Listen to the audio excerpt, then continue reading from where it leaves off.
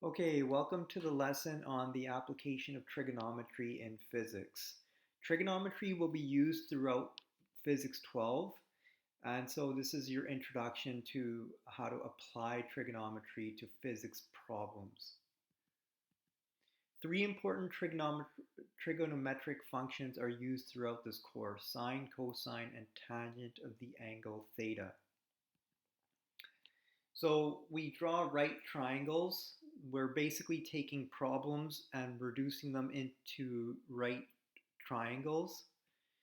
And the angle theta is one of the two unknown angles. And then you have HO, which represents the length of the opposite side of angle theta. Then you have HA, which represents the length of the side adjacent to angle theta. And then you have H, which represents the hypotenuse. So most of you should be familiar with um, these sine, cosine, and tangent functions from math class. Sine theta equals opposite side over hypotenuse. Cosine theta equals adjacent side over hypotenuse. And tan theta equals opposite over adjacent, where h equals length of the hypotenuse, h naught equals length of the opposite side angle theta, ha equals length of adjacent side angle theta.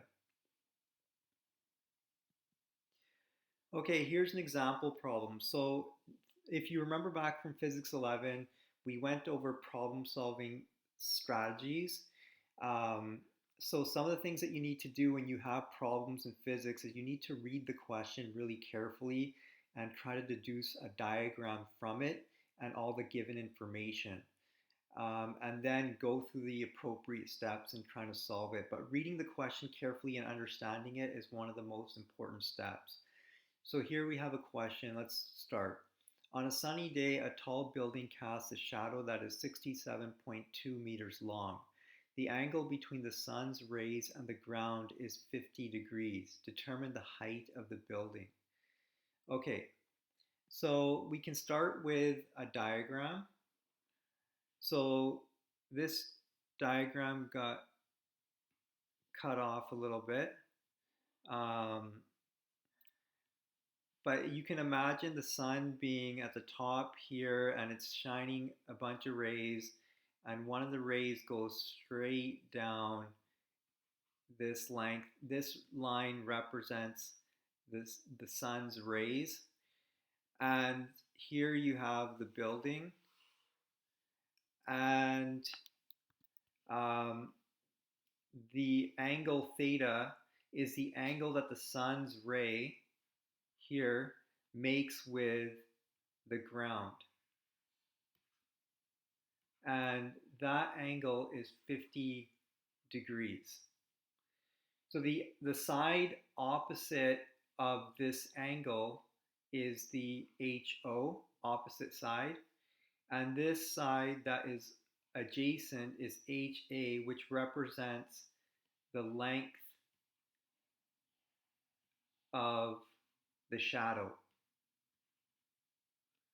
So the shadow length in this case is 67.2 meters long.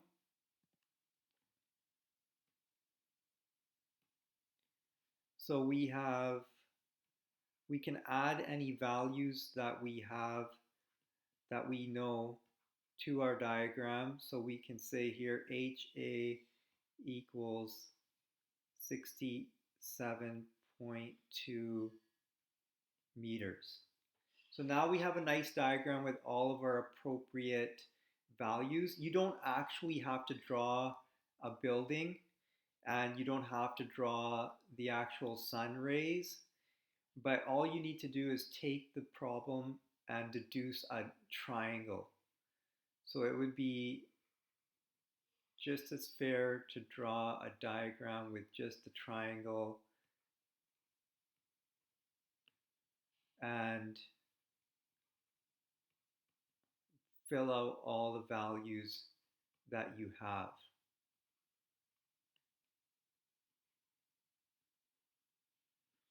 And what we're essentially looking for is the height of the building. So our value for h naught is what we are looking for. So let's solve it. So determine what you know and what you are trying to find. So given, write out your given information.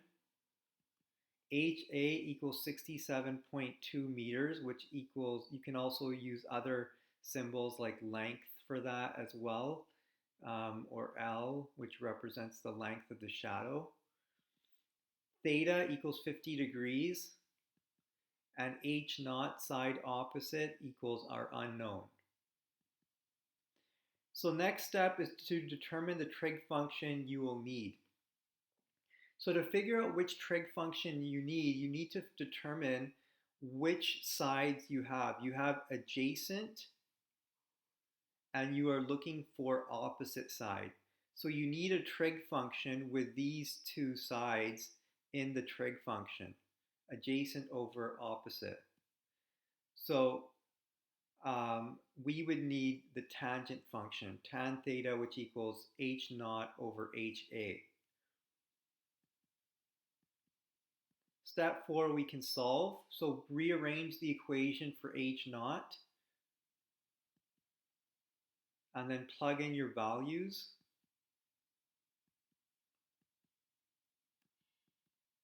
And then our value we solve, it's 80 meters.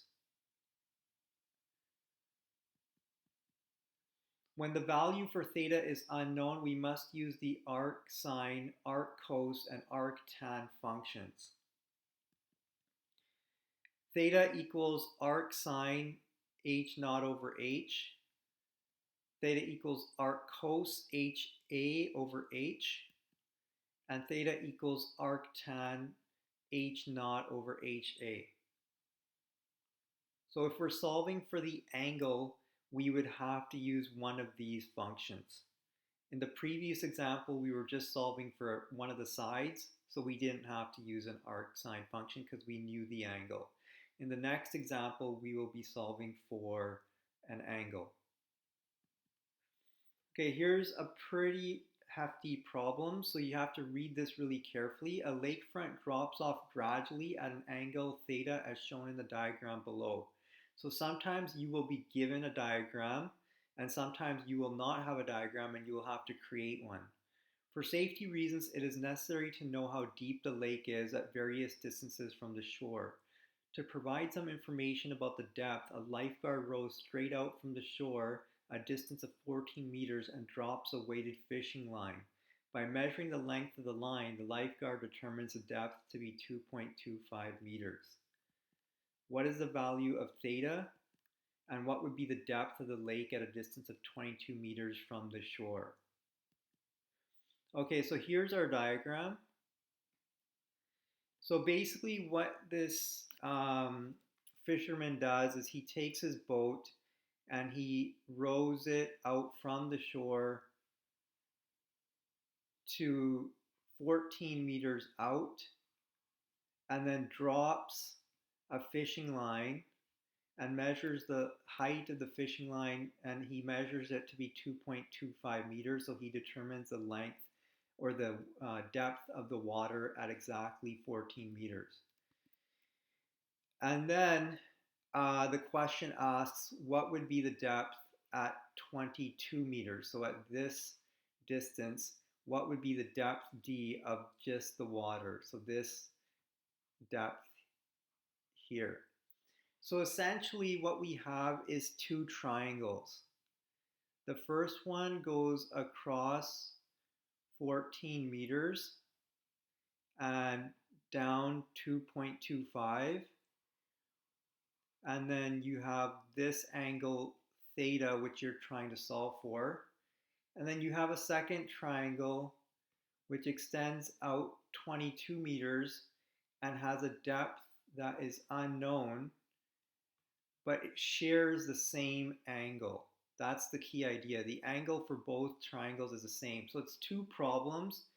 First, you're trying to solve for this angle using this distance and this distance. So we use the inverse tangent given in equation 1.6. We find that we use arctan h naught over ha, which equals arctan 2.25 divided by 14. So 2.25 meters is the opposite side. That's the depth of the water, and 14 meters is the adjacent side. And so we get 9.13 degrees. For part B, we can let h opposite equal d. That is our unknown. We are solving for the depth of the water and we don't know what it is. So this is our unknown. And our h adjacent is 22 degrees or 22 meters. And our theta is equal to 9.13 degrees, which we solved in A. So theta is the other piece of information that we already got from part A.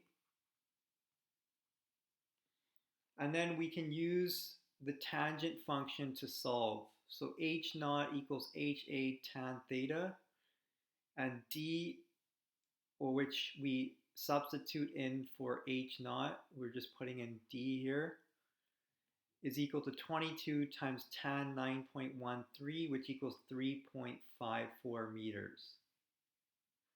So basically all you're really doing in all the problems you're doing today is you're trying to take a word problem and create a right triangle to represent it. When two sides are given and the angle is not provided, then you would use the Pythagorean theorem. H squared equals h naught squared plus ha squared. Okay, try questions 11, 12, 14, 15, 16, and 18 from page 21 of your textbook.